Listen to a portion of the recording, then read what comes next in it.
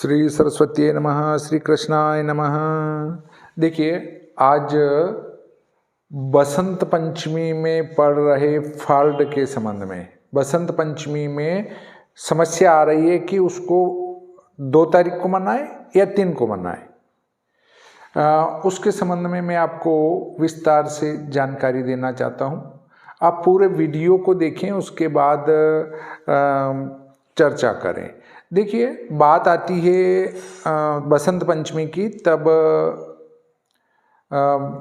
एक विद्वान एक बात करते हैं, दूसरे विद्वान दूसरी बात करते हैं। मैं श्री भादव माता पंचांगकर्ता ज्योतिषाचार्य पंडित भागीरथ जोशी, विश्व सायन लग्न सारणी, विश्व दिनमान सारणी, विश्वोपकारनयनम, लग्न सारणी समुच्चय आदि ग्रंथों का लेखक। एक भाई साहब का लेख पढ़ने में आया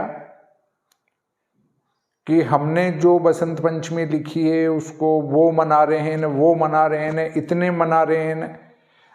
भाइयों, अगर त्रुटिवश किसी ने कोई बात स्वीकार कर ली, एक व्यक्ति ने कोई बात गलत रख दी, उसका प्रतिकार करने वाला कोई दूसरा नहीं मिला, तो अब उन सब ने वो उसको स्वीकार कर लिया, उसके लिए कहा कुछ नहीं जा सकता है। परंतु जब आपके ही पंचांग का अवलोकन करें तो आपके ही पंचांग में बसंत पंचमी चतुर्थी रविवार को ही आती है। कैसे आती है मैं गणित करके बताता हूँ। और उनने जोर शोर से लिखा है कि सूर्य सिद्धांती पंचांग ही सही है, उनसे ही व्रत पर्व के निर्णय सही है। तो देखिए, अब आप लोगों को व्रत पर्व का निर्णय करना सही नहीं आया तो उसके लिए हम कुछ नहीं कर सकते हैं। वैसे मैं मौन था इसके ऊपर, परंतु उनने दृश्य पंचांगों को गलत ठहरा दिया कि दृश्य पंचांग बार बार गलत सिद्ध हो रहे हैं, इसलिए फिर मुझे लेखनी उठानी पड़ी। भाई, आप जो कर रहे हो, हम आपको नहीं कह रहे हैं कि आप क्या कर रहे हो, पर आप हमारे पंचांगों पर उंगली उठाओगे वो गलत पड़ेगा, क्योंकि दृश्य ही सत्य हैं। गणेश देवज्ञ ने 13 वर्ष की आयु में ग्रह लाघव करण ग्रंथ की रचना की और उसके अनुसार कई पंचांग बनते हैं। उस समय वो दृश्य था जब उसकी रचना की गई थी, और उन्होंने लिखा था येन पक्षेन दृश्यते दृग गणितज्ञ तेन पक्षेन कुर्यात् इत्यादि निर्णयम। जिस पक्ष से जो प्रत्यक्ष दिखता हो ग्रह आदि, उसी मतलब सूर्य चंद्र जिस पक्ष से प्रत्यक्ष दिखते हों उसी के अनुसार तिथ्यादि का निर्णय करना चाहिए। अब इन लोगों को कैसे समझाएं कि सूर्य मान लो दृश्य गणित से यहां आ रहा है और आपके सूर्य सिद्धांत से यहां आ रहा है, तो इसको नहीं मानते हुए इसको क्यों मानेंगे? भाई, जो चीज प्रत्यक्ष दिख रही है कि यहां है, उसको हम यहां क्यों स्वीकार करेंगे? इसका आपके पास क्या जवाब है? कोई जवाब नहीं है। भाई, जमाना जा रहा है चंद्रलोक को छोड़ के मंगल लोक और सूर्य लोक में जाने को तैयार हैं, और आप बैलगाड़ी को छोड़कर फिर पैदल चलने की कोशिश कर रहे हैं। ऐसा क्यों कर रहे हैं? आप कहेंगे आप सूर्य सिद्धांत की निंदा कर रहे हैं। बिल्कुल नहीं। सूर्य सिद्धांत ने ही ज्ञान की ज्योत जलाई है। अगर पंचांग निर्माण में कोई ग्रंथ सबसे प्रथम है तो वो सूर्य सिद्धांत है, और सारे सिद्धांत ग्रंथ, करण ग्रंथ, तंत्र ग्रंथ, इनमें ग्रहों के दृश्य करने का, वेद करने का विधान लिखा है। वेद करने का विधान लिखने का अर्थ है कि ग्रह को प्रत्यक्ष करके ही स्वीकार करना चाहिए। उनमें बीज संस्कार देके प्रत्यक्ष करो, या प्रत्यक्ष कोई गणित मिल जाती है तो उसका अनुसरण करो। तो आप उस बैलगाड़ी छोड़ के पैदल चलने में क्यों शौक रखते हैं, या बैलगाड़ी में चलना ही क्यों पसंद कर रहे हैं? भाई हवाई जहाज आ रहे हैं, आपको अगर विदेश जाना है हवाई जहाज में बैठिए और पार उतरिए। पर यदि आपको लगता है कि नहीं हम प्राचीनता को नहीं त्यागेंगे, तो फिर मोबाइल का उपयोग क्यों कर रहे हो, व्हाट्सएप पर क्यों खेल रहे हो, फेसबुक पर क्यों खेल रहे हो? फिर तो आपको वही सूचना देनी है तो किसी व्यक्ति को भेजकर सूचना दो, या डाक से पोस्ट कार्ड डालो। मोटरसाइकिल से क्यों चल रहे हो? आप तो पैदल चलो, बैलगाड़ी से चलो, भारत का उपकरण तो बैलगाड़ी है। आप हवाई जहाज का उपयोग क्यों कर रहे हो? आप रेलगाड़ी का उपयोग क्यों कर रहे हो?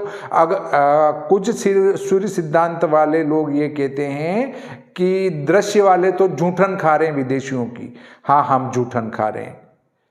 तो आप ये मोबाइल का उपयोग करके जूठन नहीं खा रहे हो क्या? मोबाइल का उपयोग बंद करो फिर। उसी प्रकार रेलगाड़ी चला गए अंग्रेज, उसमें क्यों बैठ रहे हो? बैलगाड़ी से चलो। तो इन लोगों को समझा ही नहीं सकते हैं कि भाई अगर दृश्य गणित शुद्ध आ चुका है तो उसका उपयोग करो। फिर भी हम मान लेते हैं कि आपका गणित सही है। तो देखिए, इस एक पंचांग में चतुर्थी का समाप्ति काल दिया है 12:14। उसी पंचांग में सूर्यास्त 18:04 है, सूर्योदय 7:18 है। देखिए, सूर्यास्त में से सूर्योदय घटाएंगे, पूर्व के वीडियो में मैं बता चुका हूं। 14 में से 8 गए तो 6, 6 में से 2 गए 4, 8 में से 8 0 1। अब इसका आधा करेंगे, 10 46, इसमें भाग लगाया 2 का, 2 पंजे 10, 46 उतरे, 2 दूनी 4 और 2 तिया 6। अब इसमें सूर्योदय जोड़ेंगे, ये अर्ध हुआ, 5 23, इसमें 7 18 जोड़ देंगे, अर्ध और सूर्योदय, 8 और 3 11, 2 2 4, 7 5 12। अगर सूर्यास्त में से सूर्योदय घटाएंगे, अंतर में 2 का भाग लगाएंगे और वो जो 2 का भाग लगाया उसको सूर्योदय में जोड़ देंगे। इस योगफल से पहले अगर माघ शुक्ल चतुर्थी समाप्त हो रही है तो बसंत पंचमी चतुर्थी के दिन मनाई जाएगी। यदि इस योग के बाद चतुर्थी समाप्त हो रही है तो बसंत पंचमी दूसरे दिन मनाई जाएगी।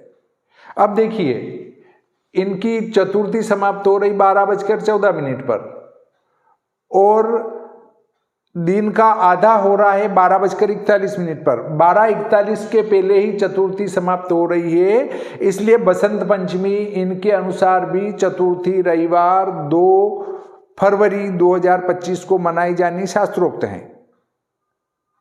अगर आपको ये परिभाषाएं समझ में नहीं आती हो तो इसके लिए आप प्रिव्रत जी शर्मा के द्वारा निर्मित व्रतों के निर्णय की पुस्तक का अध्ययन करें। अब आप कहेंगे कि उनको क्यों मान लें? तो प्रिव्रत जी शर्मा को इसलिए मान लेना चाहिए क्योंकि वे PhD थे, प्रोफेसर थे, सिद्धांत, तंत्र, करण ग्रंथों के ज्ञाता थे और उनको ये ग्रंथ मौखिक थे। व्रत पर्वों के निर्णय में सिद्धहस्त थे।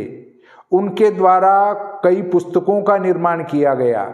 उसके बाद उनके द्वारा कई व्रत पर्वों की परिभाषाओं को परिभाषित किया गया, इसलिए उनके द्वारा बताए गए मार्ग को मान लेना चाहिए। और धर्म सिंधु निर्णय सिंधु में भी यही लिखा है कि यदि दूसरे दिन ही पूर्वान्न व्यापिनी पंचमी हो तो दूसरी लेना, अन्यथा पहली लेना। तो दिन के आधे से पहले अगर चतुर्थी समाप्त हो रही है तो पहले दिन बसंत पंचमी होगी और उसके बाद समाप्त हो रही है तो दूसरे दिन होगी।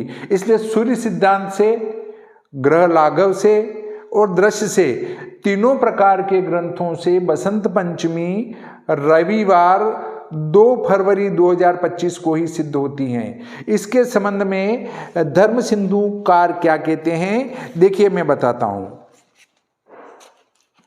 माघ शुक्ल पंचमी वसंत पंचमी तस्याम वसंतोत्सवारंभ अस्याम रतिकाम यो पूजोक्ता इह परत्रेव पूर्वान्न व्याप्तो परा अन्यथा पूर्वेव। माघ शुक्ला पंचमी को वसंत पंचमी कहते हैं। उसमें वसंत रूप उत्सव का आरंभ करना, इसमें रति और कामदेव की पूजा कही है। जो यह पहले दिन ही पूर्वान्न व्यापिनी हो तो परली लेना, अन्यथा पहली लेना।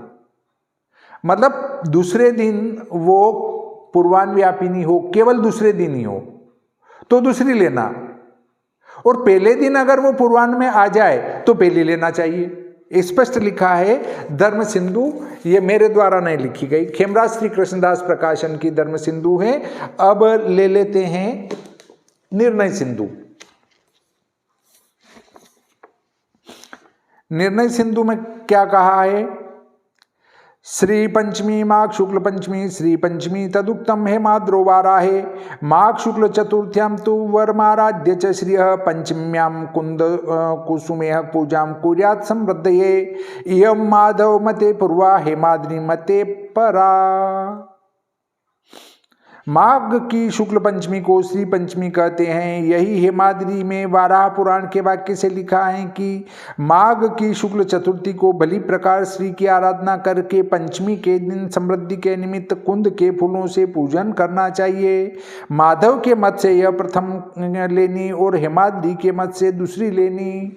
देखिए माधवाचार्य जी कहते हैं प्रथम लेनी, मतलब पूर्वान्न व्यापिनी पहले दिन हो तो वो लेनी, और हेमाद्रिकार कह रहे हैं कि दूसरी लेनी। अब अपने पास 3 मत हो गए। एक तो हो गया धर्म सिंधु का जो प्रथम वाला है, निर्णय सिंधु